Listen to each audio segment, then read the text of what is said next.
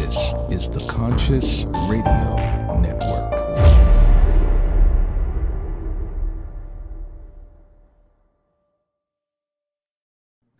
Good morning, good evening, and good afternoon. Welcome to the spaceship we call Earth and our second podcast series, The Weekly Seance. This is our last Wednesday night show. And starting July 4th, we will be on Monday at 8 p.m. later market, so we can get some more viewers live. Well, Keith Anthony Blanchard could not be with us tonight. I do apologize. I was looking forward to it. He was looking forward to it.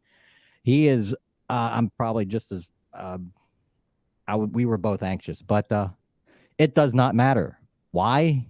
Because tonight we have Jen Hearty, the host and producer of the Hearty Mom podcast. And you can find her. Let's put the ticker up there. There we go. There's her website, heartymom.com. Check that podcast out. It is awesome because tonight we are going to talk about her work as a Hearty mom and some of her stories and her battles of what brought her to doing this podcast. And yeah, let's jump right out of the frying pan and into the fire. Welcome to the show, Jen. How are you doing? Sounds great, Paul. Thank you so much. I am doing really well today. I appreciate you asking, and I'm glad that I got to jump in here. Yeah, I was like, I only got an hour. I got an hour to do the show, and what am I going to do? What am I going to do? So I replied.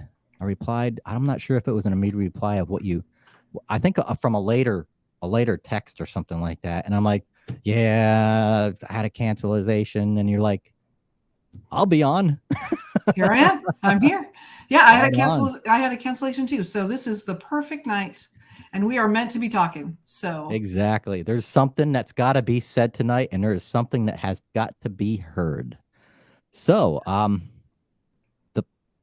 we were briefly mentioning and talking about an event that you went through some time ago, not too long ago, but some time ago, and I'd like to start there and work forward into now and into the podcast platform. Okay. Yeah. So I have 7 children, which is a feat on its own, honestly. And my husband was in the military. And so, he had to go wherever he was going. He had to work a lot. And I got sick. I had not felt well for a long time, but that's a story for another day. And I ended up spending 6 separate weeks in the hospital and then getting 20-day-long infusions all in 1 year. And so I had 2 preschoolers and 5 teenagers and a whole lot of chaos. And really nobody thought I was going to make it at that time. And so I had a lot of time to do a lot of soul searching and a lot of deep diving into things. And I was literally preparing to die with these kids at home. And, but I felt like in the moment, one of the moments at the hospital, I was really given a chance. Like, is this your time to go? I feel like if I would have said yes, that would have been it. But I didn't want to go. And so I fought and I think I was misdiagnosed, and that was a big part of the problem. So I had $400,000 in medical bills that year for something that may not have even been what my problem was. Yeah. And so, like I was saying before, I was in a wheelchair then, and then I used a walker up until 2019. My doctors in 2018 told me that was it. That I had about another maybe year left before it was about the end, and. So I was using a walker, and they gave me pain medicine because they said, we're just going to keep you comfortable. They said within the year I'd have a trach and an oxygen pack because I wouldn't be able to breathe on my own. Wow. And I just kept picturing what's going to happen. How are my kids going to have friends over? Like that's a really scary thing to, like be like Darth Vader, Yeah. And so we decided to move to Florida, actually.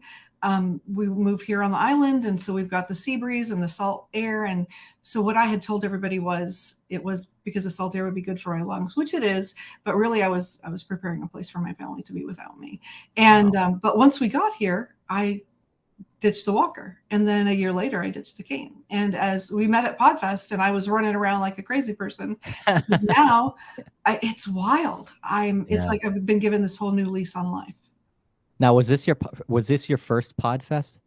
So this is my first live Podfest. I did the ones, I didn't find out about it till COVID. So out of that sickness, I kept searching for things, to find help. Like how do you parent, right? If you can't get out of the hospital or out of bed or whatever, and there wasn't anything. And so that's really how I created my podcast, and I wrote my book and did all these things. And it's just turned into this huge thing. So now I'm starting a private community this month, and I guess July next month. So Yeah. it's really exciting. Wow. It's really exciting. Yeah. Yeah, getting a new lease on life, and it's amazing. Where, I mean, hear these stories of people literally all the way into hospice. It's like they have the doctors say, yeah, you got a day, and then boom, you're back. It was like, wow. Yeah, there was another lady at hospice or at Podfest. She had been in hospice 20 years ago. Whoa. And here she was walking around Podfest. So, it just goes to show you, I think, I don't think that just because you put your mind to it, you can just be better. I think that's unfair for people who don't get better. Yeah. And I may tomorrow not be better. I think for some reason, some of us get a second chance, and I don't know what the secret sauce is to that, but Yeah. but I think, really go ahead. Yeah, I think a lot of people put too much faith in false gods, so to speak, like pharmaceuticals, doctors, the medical industry. We're expecting them to cure us, but it's like if there was a cure, they would be out of business. Exactly. Literally, it is a business, and the power of the cure is within us. It's healthy spirit and the will to survive. Absolutely. Yeah. My dad used to always say they call it practicing medicine for a reason, because they're practicing, and there are certain things, like a surgeon, my husband just had his gallbladder taken out. I mean, that's clearly something that is easy to solve. But for a lot of these things, especially these rare diseases, they don't know. And we're literally human guinea pigs. I could tell stories about the kind of things that I've been through. Electrified needles up and down my body for over an hour, and all kinds of things that are like medieval torture, because they don't know and they want to test people like me. But I am done with that. But I think there's a lot to be said about what you're saying. There are some medicines, we have some cocktail right now that is helping me. But I think if your headspace isn't there and you don't want to get better, you're not going to get better either. Yeah. Exactly. And, I've done a lot of research lately that's really shown that trauma has a lot to do with chronic illness. And I think in my case, I had a lot of things happen when I was younger. And most of the people that I talk to that are very ill have had something happen in their past. And I think, it's really interesting when I listen to your shows and talking about all these different things and different ways to think about things and look at things. And I think it's really important that we do that so that we don't just rely on a doctor or a medicine, but we learn the power of ourselves and our healing and spirituality and that sort of thing. But a lot of it is your mental state. I truly believe that. Yeah, and there's quite a few topics that we've touched on already. Through this podcast, as well as some future shows that, the show is out there to help people. It's up here, and it's not called Conscious Radio just because I had to think of something. It was originally started because I was really researching into consciousness studies, and there's so many forms of consciousness. There's so many. I mean, we're multi-dimensional beings. We exist in so many other different dimensions, not just physically, but mentally, emotionally, spiritually. We're spiritual beings, and there's so many things, especially now, there's so many things out there that people are going through, and other people have, I wouldn't say cures, but ways to change our mind, change our way of thinking. And by changing our way of thinking can alter our states of consciousness and allow the body to heal emotionally, spiritually, mentally, physically. So, yeah, I agree. I know when things were really, really bad and they all told me I was going to die, I went to acupuncture, and I never would have done that. But I'm telling you, I think really that's what pulled me through, because the medicines weren't working and the doctors had given up. Wow. So, but it was amazing. It was really amazing. I'm going through that and doing that. So, yeah, And Well, it's interesting what you said too. There's a man, Bill Gent, that goes to the church I go to, and he says, we are not a body with a soul. We're a soul that has a body. mm-hmm. And I think, if we start looking at ourselves like that and looking at other people like that, I think the world would be a much better place. Yeah. We're a soul with a body, and the body gets in the way.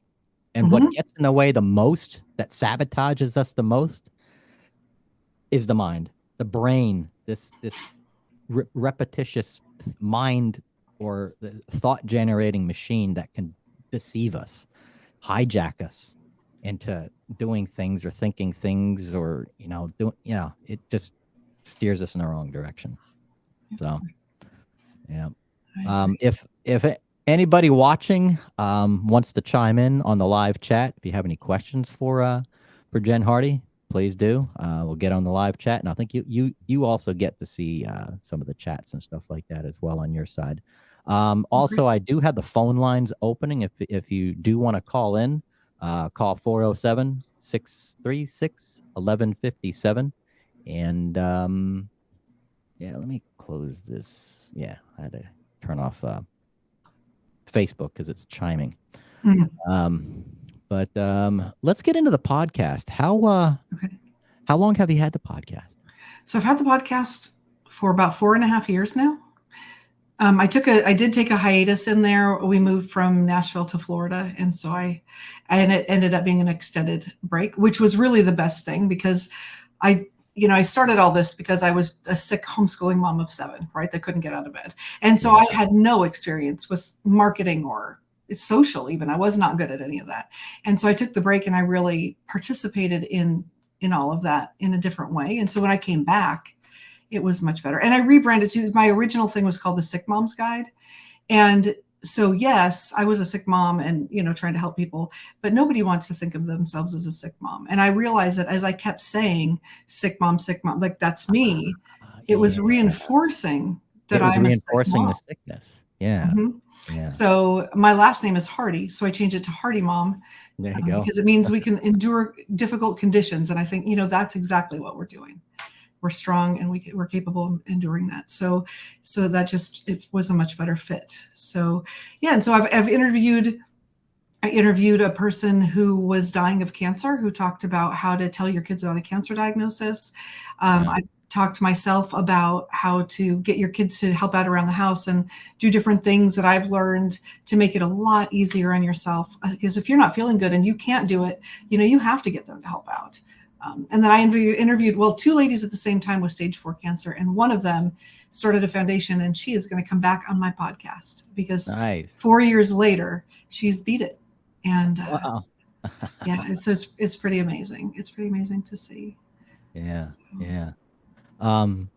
While you were going through your illness and stuff, did you have a lot of support? I mean, you obviously had family support, but I did not. Did you seek any outside support for this? I joined a couple of forums, but my husband noticed that when I'd get in there, everybody was more complaining than they were talking about getting better. And so he said, when you get in there, you don't come out better. You come out, sadder. And unfortunately, I have rare diseases. So the first one that they were treating me for is something called myasthenia gravis. And so nobody knows what it is. And so if you say I have cancer, people get that. And they say, oh my goodness, you're sick and we want to help. But when you say I have myasthenia gravis or I have, muscular dystrophy, people don't know what that is. And they tune it out. And I look fine. And I think that's another thing about invisible illness. People look okay, but they're not okay. And so you get dressed up, especially for women, we can do our hair, we can put on makeup, and we can do all these things. But then when we come home, we crash for days or weeks or months because we can't keep it going.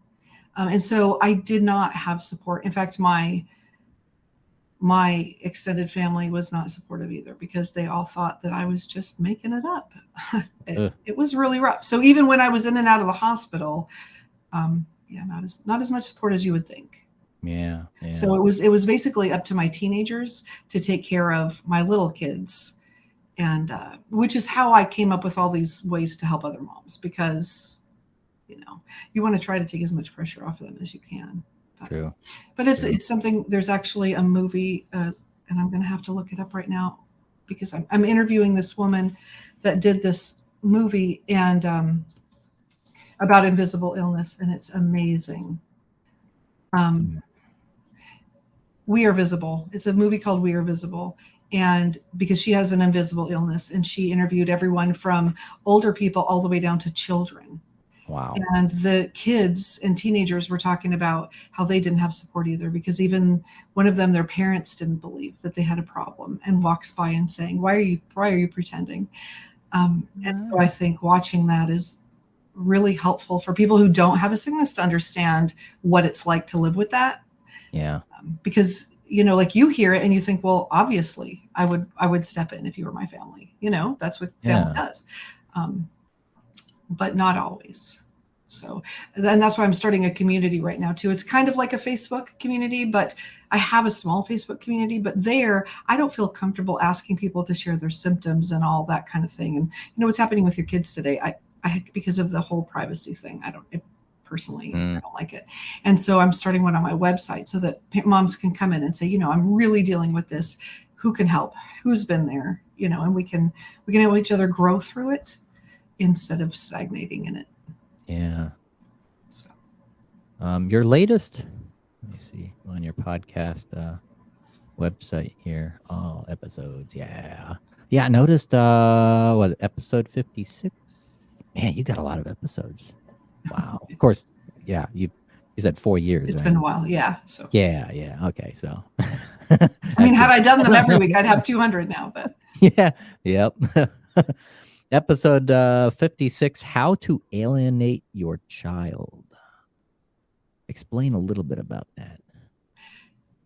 I'm assuming it's a good thing, because when you say alienate, like, alienate. Well, your time out. If you want to completely have your child never want to talk to you again when they're an adult, these are the things to do. It's basically what it was. I have 7 children, and unfortunately, I had grown up in a really bad situation, and so I didn't know how to be a parent, and I wasn't really in other people's families enough to see good parenting. And so I grew up knowing that what I did not want to do, and book knowledge, right? So, you're a book person. You love to learn and grow and all that. So I did that. But parenting is something that people don't realize you really need to learn by watching other parents. And you can learn a lot from books, but it's the practical application of that is a little difficult. And so there were some things that I did as a parent that was either I did or done to me, or that I've seen other parents do, where I got those ideas. And I had one of my children, one of my older children and I had a talk very recently about some of the things that they had heard me say, and wasn't at all what I said or what I meant, but as a young child heard something horrible that they had ruined my life basically by their existence. And I feel really bad because I wasn't the parent that they felt that they could come to and talk about this a long time ago. And so I just want other moms because we got through that, and that's a great thing. But I've got another child that I haven't got through that with. And so I want other moms to know it is really important what you do, and not just moms. Parents in general, the things you say have lasting effects. And that if you don't keep that line of communication open and treat your child as a relevant human being, they're not going to want to talk to you when they have a chance to not talk to you. Especially when they have to talk to you. When it comes to a time where it's like, okay, it's a critical moment, whether it's dating or the birds and the bees or something that is really critical in their growth. They have to be comfortable coming forward to you, not as a parent, but also as a friend, and establishing that. And that Absolutely drives me to the next question. Okay. Have you ever any podcast episodes that kind of talk about how to get your kids comfortable to come talk to you as a friend rather than a parent? Because I'm sure a lot of parents out there have that issue. Actually, I do, and I'm going to have to look it up because I can't remember. Is that awful? Like my episode's off the top of my head. But I had a specialist. I can't remember come my in, numbers. It's rough. I did have a specialist come in specifically talking about that, and it's so important. So I'm just looking through to find her right now. And I will be discussing more of that as well, because it's so important. Okay, where are we? I think that as I'm not a parent, I can't have kids. But that had always crossed my mind. Even my mind. I said that in plural. Left brain, right brain. The thought of being not even just being a biological parent, but just being a step parent, especially step parents coming in, how your stepchild can treat you not only as a step parent, but you see you as a friend, someone not as an authority figure, but kind of, get on that other side of the fence and go, hey, I need to approach you as a friend, and I've got a serious question. I need some advice. Because I'm sure a lot of kids, of course, we are all kids. We're afraid to approach our parents with certain questions because we're afraid to get whooped. Right. Exactly. Yeah. Well, and I do have a stepdaughter too. And I'll tell you, it was really difficult. We didn't have that when she was younger, because, there's all kinds of things that go into that step parent thing, but it's been really nice over the last few years as she's been an adult, because I've stepped back and said, okay, I've never wanted you to call me mom or try to pretend to be your mom because you have a mom. Yeah. But I love your dad, and so let's be at this point. Let's look at it more as an equal friendship, not as I'm in charge of anything, because really I wasn't before, because she did have a great mom. And so that's really helped. But that took, she was 10 and it took 10 years to get to that point. But I think if you're consistently reaching out and letting them know, I'm here, right? I'm here, and you make them not feel judged. The episode that I was talking about is episode 28. It's called Parenting 101. And there's a wonderful person with Joy Acaso. She's a licensed clinical social worker who also has children, because I think, like you said, when people don't have parents, they can give lots of advice, but it's nice to know that the person that is talking does have kids. So yeah, that is a great episode. And she talks about being open and listening. And that I think would be the one thing that I've reached out actually this past week and told all my adult children was, I'm sorry if I never let you be okay with if you ever felt that I wasn't okay with who you were, just because it wasn't what I expected for you, because kids are going to be different. They're going to do their own thing, and I think that what parents need to understand is what do you as a parent think is right or wrong or good or bad or life choices doesn't really matter once your kids get to a certain age, because it's your child that matters. And so if you want to have that relationship, you have to be open. And I know, with one of my sons, when he went to college, he did feel that we were open. He asked all kinds of things that college boys would ask their friends to us. And it was honestly very uncomfortable for some parts of it, but it was a privilege at the same time to know that he felt okay enough with us that he could talk about those things. Yeah. Because there's nothing like talking sex with an 18-year-old boy. I'll tell you what. Yeah. But anyway, it's and at the same time too. Teenagers. Yeah, I can imagine how uncomfortable that would be going to your parents and say, okay, how am I gonna break the ice on this, or it just. Yep. But I think if the parents set it up from the beginning, like, hey, these things are natural. We all have bodies, Yep. And our bodies, men's bodies are, and women's bodies, and I know things are different now, but in general, this is how it goes, and we all have feelings about certain things, and that's okay, Yeah. And I think I don't know, and I think culturally. There was a movie. What was the movie? It was about World War II, and the pajamas, the thing about the pajamas, I don't know. It was about a man and his son, and the star of the show was Italian, and he won the Oscar. And he said, "I want to make a love to everybody," because in their culture, that is just a sign of like love and beauty, and not dirty and gross like we would think in America, like, oh, nasty, but he wasn't being nasty. And I wish our culture was a little more open and accepting of humanity. And I've heard you talk about on previous episodes about, humanity. We're all humans, so it doesn't matter, all the little things. Yeah, and it's interesting too, where I mean, I've experienced other cultures and how what their mannerisms, their like in China. I mean, mainland China. I mean, right now, everything right now is demonized, when it comes to the Chinese and stuff like that. But living in their culture, you start to realize what's taboo, what's not taboo, what they don't really care about, but they'll discuss it. They don't care. And you can see the different cultural differences, what they do put out there in the open, that it is public compared to what's not. And I'm not sure if you'd agree with this, but it seems like a lot of things right now in Western society and Western culture, it's getting to the point. It's like, where are we going? What is the establishment trying to do? It's like, it seems like we're going backwards. It's like, yeah. Yeah, there's a whole lot of questions. Yeah. There's just a whole lot of questions. But yeah.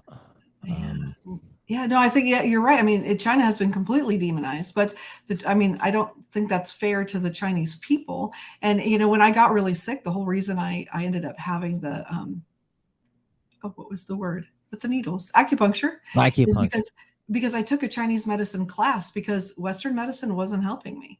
So I actually went and took a class on it to see what I could do for myself, because I didn't want to die, and they have a completely different way of doing things.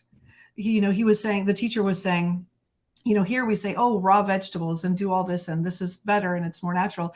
And the Chinese medicine guy saying, no, you cook everything and it's all about warmth and, all these different things. And we demonize here carbs, and we have all these weight problems. But what do people eat in Asia? They eat rice. Rice is carbs. People here tell you it breaks down to sugar, you can't eat it. But if you look at Asia in general, their people are not as overweight as we are.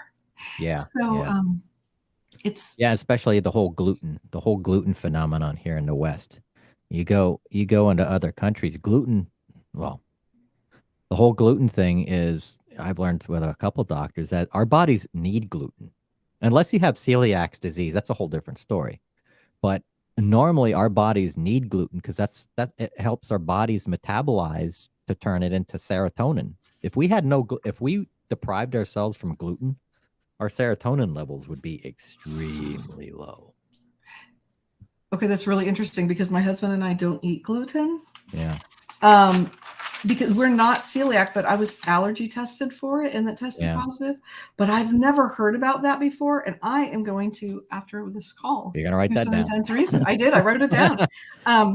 See if you can confirm. Yeah, see if you can confirm that, because I heard that from two doctors. One, a nutritionist that works with I wouldn't say she's a vegetarian, but she does, she is like, not a vegetarian. What's that? Not vegan. I forget what that is. But yeah, it's like you have to have some sort of a gluten in your diet, because they're gluten, natural gluten, not like this crap that they put in like fast food and, not processed gluten, but natural glutens are good to help the body metabolize to serotonin, so the body can produce serotonin. Interesting. I mean, we, don't eat a lot, all the sticky rice and stuff like that, but there's levels of real good gluten is good for us. Well, there we go. Yeah, it's really interesting. The whole gluten thing. I don't know, but then I couldn't eat dairy for a long time, and now I can. So I don't know. My body is just some sort of weird unicorn. I'm going through a weird dairy thing myself. It's like Oh, I do have milk, but it's 1%. If I drink if I drink whole milk, forget it. It's diuretic. I'm straight to the bathroom. But now I've also noted ever since COVID, ever since I got COVID, I'm more sensitive to dairy, even more sensitive to dairy. If I have yogurt, forget it. My gut is just going all different directions. Interesting. So I'm not sure if that's something that COVID did and it's changed some sort of chemistry in my body, Yeah, or that's. if it's all in here. I don't know. Well, I think people say, but we don't want to get sick when we eat, right? So Yeah. It's like I'm I eating for the health. Yeah. I mean, we obviously eat when we're hungry, but I've known some people that, well, I don't eat much. The only reason I eat is if I'm hungry and for health reasons. I'm like, duh. Don't right. we I all? wish I could get to that point and I wasn't craving some of the things. Yeah. I'm trying to fight that sugar. I tell you what, that is my Oh, yeah. downfall. That is my Yeah. drug of choice, and I really need to stop. I've cut back on I try not to drink soda. I don't drink much soda at all. The only time I might have one drink of a soda maybe a week as a mixer of some sort, or because I can't find a candy bar or some sweets, I'll have a soda. And normally it's water all the time, just water. I don't eat beef or pork, only because now my digestive system is just in all different directions as well. It's, and candy is just is staying away from the sugar, processed sugars. Right. Yeah. Yeah. So like a little bit of honey on something, or stevia or whatever. Like more natural stevia, though. It's again we get to that white powder stuff isn't really how it. Yeah. Be, Yeah. But, yeah. I didn't think about that with COVID. Because we got it at the same time. So. Yeah, because I think it was like a week later. Yeah. You got it like a week. How I may after? have come home with it, actually. I definitely came home with it. Yeah, I was really tired on Sunday. I was so tired. And I had this super dry mouth, like dry mouth beyond anything you've ever had in your life. Like I had to be chewing gum or sucking on mints constantly, or it was going to my tongue was going to crumble up and fall out of my, like really dry. And apparently in hindsight, I did some research and that is a pre-symptom.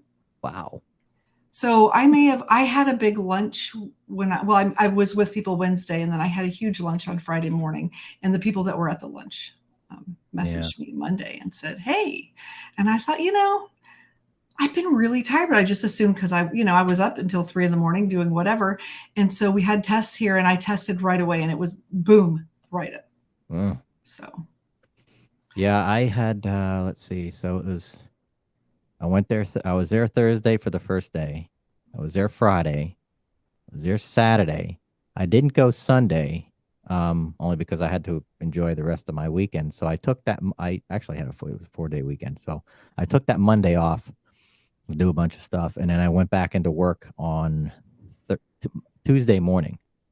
And around middle of the day, I started feeling funny. I started getting this weird cough like that morning. I'm going, what in the heck is that? I was like, just weird cough. And by the end of the day, Tuesday, feeling funny, getting just almost feeling like a little bit of the off and on mild cold sweats. And couldn't sleep that night. I woke up, I'm like, oh, and now I really felt like crap. And I tested myself with one of those home kits. Came positive. I'm like, oh, crap. And then I started seeing all of these, it was an email and everything on the PodFest family that the organizer was like, everybody get tested. We've been getting a lot of cases of everybody, a lot of people testing positive. I'm like, oh, great. Oh, man. Yeah. So, I was quarantined for 5 days and then, yep. Yeah, see, and it's funny because when COVID first started, all my doctors told me I would soon die if I got it. So for 3 months, I did not leave my house. And then my husband hurt his knee. So I would, for a whole year after that, so almost a year and a half, I only left the house to go to the grocery store and go to the doctor. And we did the whole ridiculous Clorox thing, the grocery, like when we got home, like it was nuts. And then I got it, and it wasn't even like the worst flu I'd had. And one of the people that was up there with us that's from Canada was angry. She said, because they went home with it. But she said, so wait a minute, we're prisoners. We're prisoners because of this. Yeah. Because they're still having lockdowns and all this stuff. Oh, wow. And she said, we shouldn't be locked in our homes for this, And I told my family, I had such a great time at Podfest. I said it was worth it to bring COVID home. But then they all got it. They don't feel the same way as me. Yeah. But we all got it in rapid succession, and then it was done. And so that was good. Yeah. So now we know, And I haven't heard anybody who has gone that anything bad other than a really bad cold. Right. No hospital stays or anything, let alone anything worse. Yeah. So thank God for that. Yeah. Now, I'm not sure if you mentioned, but especially not on the air before we started the show earlier, but did you lose your sense of taste and smell? It was off. It was really off. So I didn't smell much, and nothing tasted right. So yeah, we had other people cook us dinners for a whole week because I didn't know. I couldn't tell what was right and what was wrong. So they just brought us food, and we assumed if they brought it, it was good. So yeah. So it only took a few weeks though. I think it's almost back, but not quite. I don't know. Yeah, it was about 2 weeks, and it was weird when I lost my sense of taste and smell because it wasn't right away.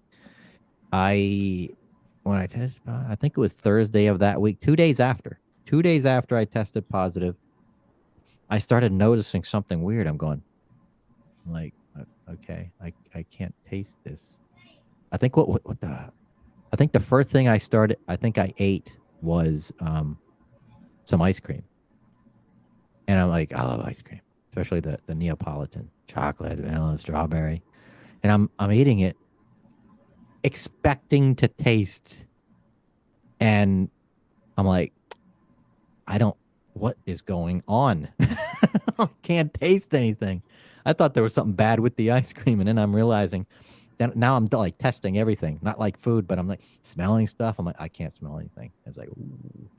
Yes. I think that weekend someone gave me I think I had a little shot. Someone gave me a shot of what the heck is it? That Fireball cinnamon liqueur. Yeah. I couldn't taste that. Oh, I couldn't taste it at all. I was like, that's okay, really this serious. is really bad. Yeah, if you can taste Fireball. Yeah. Oh man. So I'm like, oh boy, I hope this comes. And it took about a week. It took almost 2 weeks in order for me to get it all back, because I started getting worried when I heard stories from other friends of mine that they have some family members that they never got their sense of taste and smell back. Yeah. After a year. It's like, ooh. Yeah, that would be awful, wouldn't it? I guess it would help you diet because you wouldn't crave things, right? Exactly. If you can't taste anything, then it's like, it might actually make you hungry because now you can taste this. Now you can't taste the things that you didn't like. Well, that's that are true. good for you. You need all those things. Right.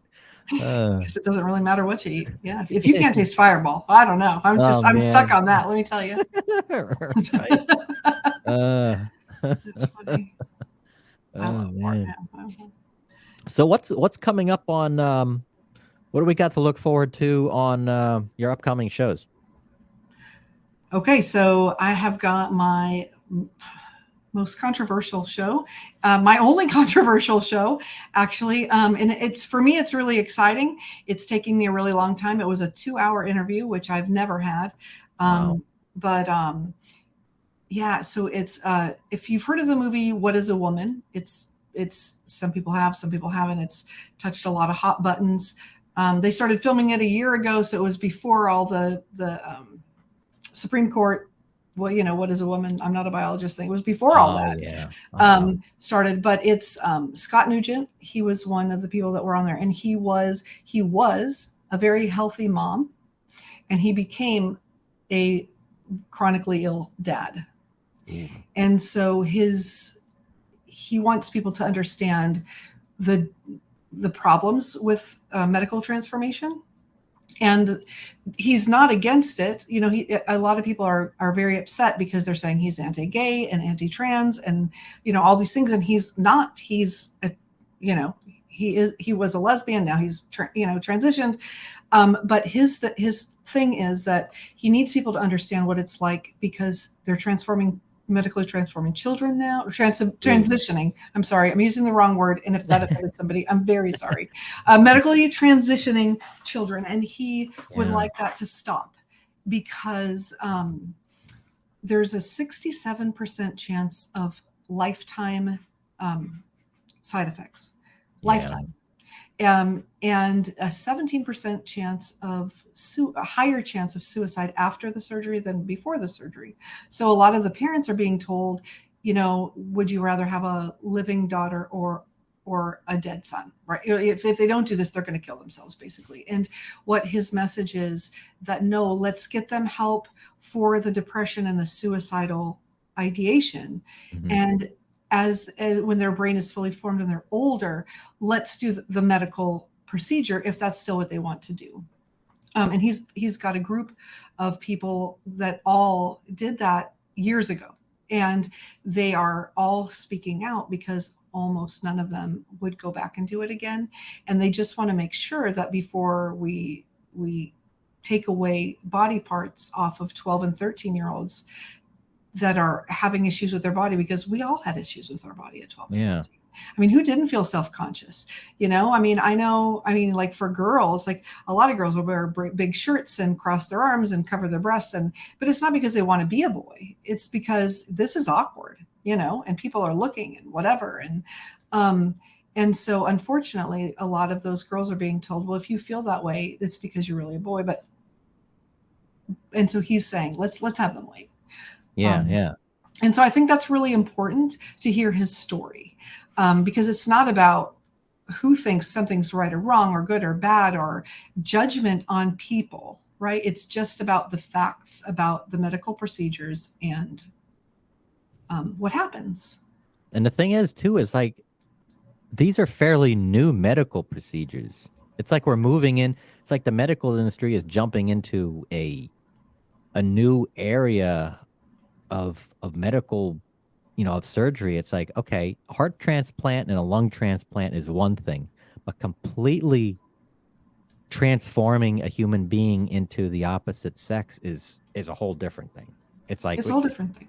Well, yeah. and if that's something that someone chooses to do, I am not saying that they shouldn't do that, right? Or because it is not my job. But I think when we're looking at 5-year-olds, they're starting as young as 5. There's now 5 children's hospitals that are doing these things. And so, I mean, when you hear his story, it's just, he's lost $1 million. He was married. He had a $300,000 a year job and a home and cars and 3 kids. He now makes $27,000 a year, cannot get a better job, cannot stay out of the doctor, over $1 million in costs. And that's just up to now. Yeah. So, I think, and for some reason, he's getting death threats and all these things because people want to silence his voice. And so I think the question for me, the question is why? Because really, in essence, we are sterilizing these children. Why the push to sterilize children? Because when you take away these parts, right? And so why is that so important? Right? Because there are things they can do, there's binders for girls' tops or whatever. And which is another thing altogether, is they're not calling the surgeries what they are anymore. So they call it top surgery and bottom surgery. So I had researched it, so I know what they were, but I said, for the people that don't know, what is top surgery? And it's a total mastectomy. Okay. So, I have friends that have had cancer and they've had a mastectomy, and it was horrible for them. They felt like they had a lot of emotions and counseling and all that to go through that. And so I feel like if you are doing that on little girls, that's like, that's child abuse. Yeah. And so, but in Canada, it's child abuse if you don't let your child do it. There's actually a dad who's waiting for his sentencing. So because he wouldn't call his, I think we were in a place when I was younger and when my parents were younger, when we were being horrible to people that were different and using words that nobody should have used and making people feel like they were dirty and ugly and gross and should commit suicide, right? And that is wrong, and that never should have happened. But I think we have just flown so far to the other side on a catapult, right? Oh man, Of we're into not the cuckoo only, already. I mean, and no, we shouldn't be abusing people, and yes, we should let people say who they want to be, and we should love them. Like I was saying about my kids, like about everybody's kids. Everybody was somebody's kid. We need to love them and love each other. It's humans, but does that mean that we need to chop parts off kids? Yeah. And I think the answer is no, based on the information, because after watching the movie he was in, I looked at his websites and I researched him and everything. Anyway, so I could talk about this forever, but that is my next one. And then the We Are Visible movie. I'm going to interview the lady who did that movie. Oh wow. Because she's pretty incredible. So yeah. Yeah, I had a brief conversation today. Interestingly enough, it's it seems like the way we're sterilizing kids today, it seems like it's another form of how the last 70 years in mainland China, it was a one-child law.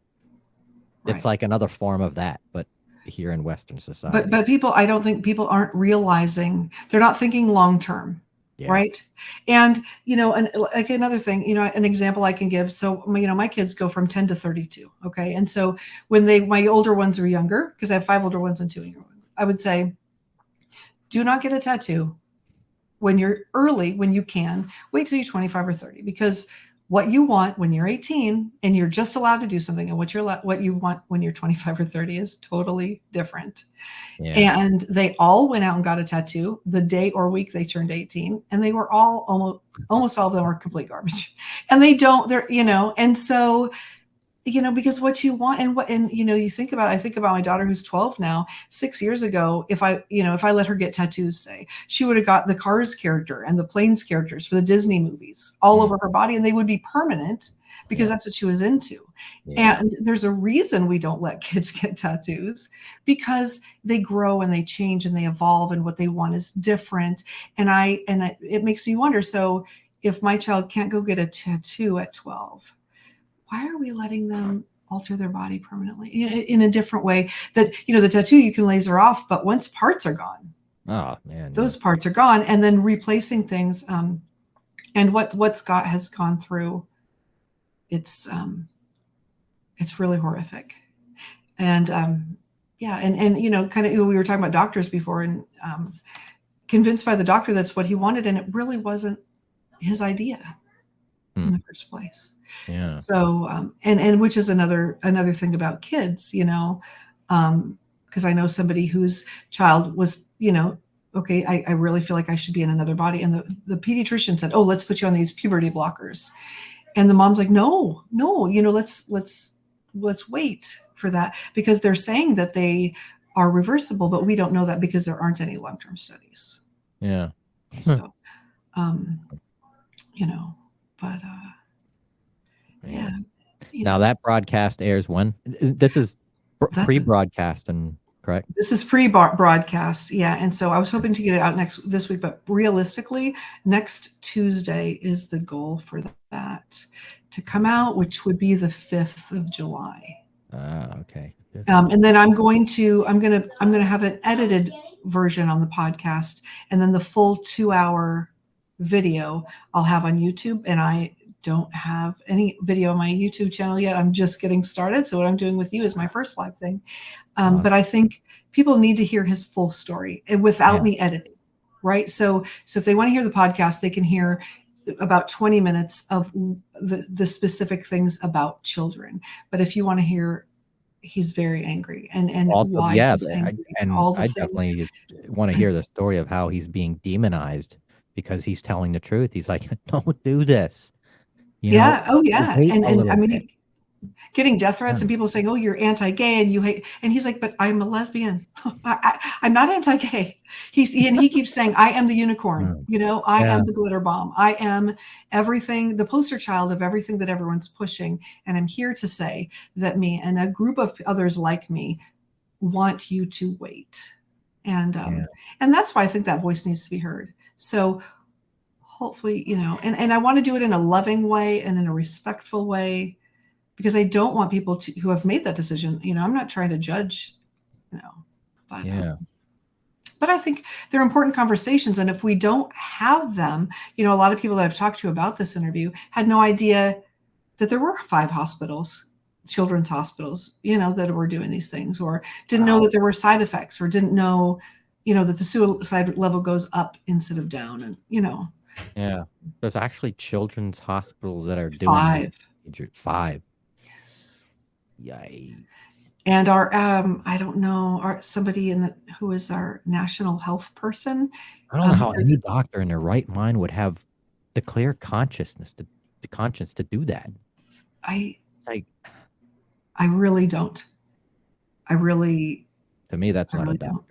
But our federal government is also pushing children to do this. So that's a whole other conversation. But which gets me back to why do we want to sterilize children? Because for me, it's a greater picture than, yes, each individual has these feelings and is doing these things. But, we go back to the tattoo thing, or, whatever. Like, yeah, we have laws. You can't drink, you can't smoke, but you can become another gender. I don't know, maybe giving them a bottle of wine every evening and letting them relax, and giving their mom a bottle of wine and letting them have real conversations, so that they can work these things out. Because unfortunately, another thing that I learned is a lot of these kids don't have parents that are supportive at all.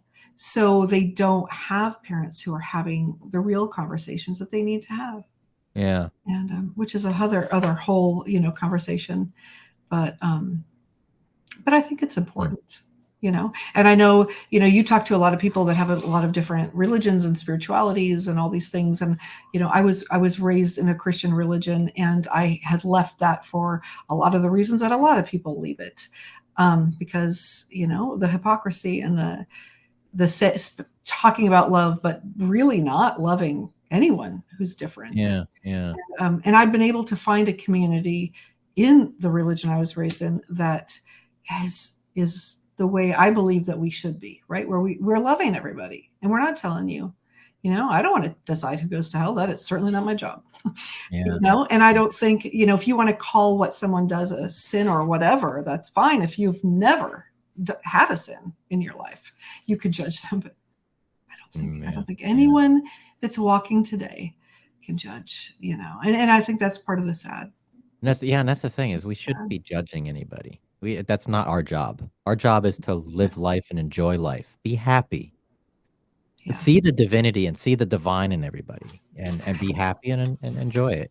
Exactly. Everybody's different for a reason. Nobody's going to be the same. It's like, and thank God. Have fun. Right? Yeah. Thank God no one's the same.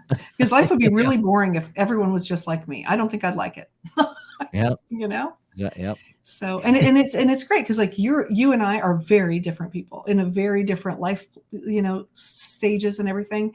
And I love that we can come together and have a conversation about all kinds of different things. Right. And, some people might say, oh, well, I don't have the same view, but it doesn't matter. Yeah, exactly. Because we both want humans. As long as we agree that we disagree, and then we. Right. And that's okay. Yeah. Yeah. And we can openly talk about things and find out how many more things we agree on than we would disagree on, exactly. Because I don't think either one, I don't know. I would just never say you're wrong about your, Yeah. Like, I got a crappy background, or, those are the wrong colors, which I can't change, by the way. I think it's great. But, I think, and I think, unfortunately, for some reason, our culture, like Western culture, American culture, I think American culture specifically, because my daughter's living in Germany and things are very different over there. Oh yeah. Instead of learning to embrace others, there's more of a division between everyone in this, and I don't understand it. Like you were saying, it's just confusing to me, because I feel like if we said, okay, we're going to get rid of all the words that make people feel bad, we're just not going to say those things that we never should have said. We know what they are. Yeah. And we're going to just love each person, right? And we get to the point where we don't have to have quotas for anybody, because we hire the best person and we do the best thing. And we love, I don't know, why do white people not like people with darker skin and then go tan. I mean, I'm so confused about so many things. You know, that is a good observation, and I definitely agree with that. It's like, when it comes to race, it's like, why do white people want to be dark? And really, come on. Yeah, and then you want to. I mean, that doesn't. I don't understand it. Yeah. And then people don't know how to talk about it, and then they separate themselves, and then they don't talk together. And that was another great thing about podcasts, is because I walked up to people and I said, "Hey, I want to have people of color on my podcast, because you're dealing with the medical establishment is completely different than mine. I'm not very satisfied with mine, but apparently people would listen to me even less if I had darker skin. And why? That I just can't fathom it." Yeah. But I feel like we need to talk about it. We need to tell other white people about it so that we can understand and advocate for people, so that everyone has the same chance to have the crappy care that I get. Because I can't imagine it crappier, to be honest. We actually had a doctor walk out of the room the other day. I had my husband at the neurologist, and he wouldn't talk to me because I was a woman, whatever. And so, it's a thing. It's a real thing. I've had doctors of my own where they won't listen to me. My husband will walk in and tell them the same thing I said, and they will do it. It's wild. But this doctor, my husband can't advocate for himself right now, and so I was trying to. And the doctor said, "There's nothing I can do or will ever be able to do for you," and walked out of the room. Whoa. So yeah, is that crazy? That's when you go, well, I guess what? You're not for hire. You are not the doctor I was meant to see. Exactly. Thank you for the advice. I'm finding somebody else. Right. And I said, well, then what do we do? And he said, well, go to a teaching hospital. I said, well, we've tried, but we've been declined at Mayo. And he goes, well, I guess you're not going to go there either. Oh, Mayo? Yeah, Mayo Clinic. Mayo. Well, yeah, because right now they're so overburdened that you used to be able to self-refer, but I guess they are just denying people who are self-referring. Wow. So they want a doctor to tell them. What about Shands? There's a Shands hospital in Florida, isn't there? I think so. I need to look that up. Shands has got it. I heard it's got a good historical past to it. Well, that's good. Yes, because we're from the Nashville area, so we had Vanderbilt, and Vanderbilt was really good. Yeah. But yeah, where I live over here, kind of over by Cocoa Beach, it's kind of crappy, but there's a few good people. So we've been, after 3 years, we've been able to find them. So that's been good. Yeah. There's a lot of people be going, man, I just need to go see like a witch doctor or something. Well, and I mean, that's why I took the Chinese medicine class. Yep. Because there's a lot of indigenous healthcare practices that are starting to, well, this has probably been happening over the course of the last couple decades, but they're becoming more popular. We call them holistic medicine. It's not holistic medicine. Well, yes, it is holistic medicine, but it's an indigenous form of a medicine man, medicine woman, witch doctor. Yeah, it's natural. It's Yeah. I think honestly, in most cases, I mean, there's certain things like the Chinese medicine guy said, if you break your leg, don't come to me. That's not what this is about, right? Yeah. But if you want, the whole body, mind body thing, and to get you, stay healthy in general, this is what you're going to want to do. Yeah. And it's wild. They eat something called congee. I don't know if you had that when you were in China. It's a little bit of rice in a lot of water, and it's kind of like almost like a gruel kind of thing. And you can put a meat in there, some veggies or whatever, and you cook it over the course of an hour. And I ate that when I was sick. I ate it every single day, a lot of it, and it make me feel it's warm, and it just, I don't know. It helps. It's good. There's nothing like woo about it, but it's comfort food. And so a lot of the people that I've talked to from China say, oh yeah, when we were sick or whatever, that's what our mom always did, and that's what makes me feel like home. But I mean, it's the simplest thing, right?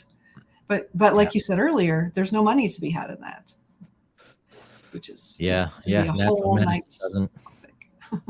Yeah, man, yeah, it's a shame, but maybe we're moving into that. Maybe that we're moving into a new time, a new era.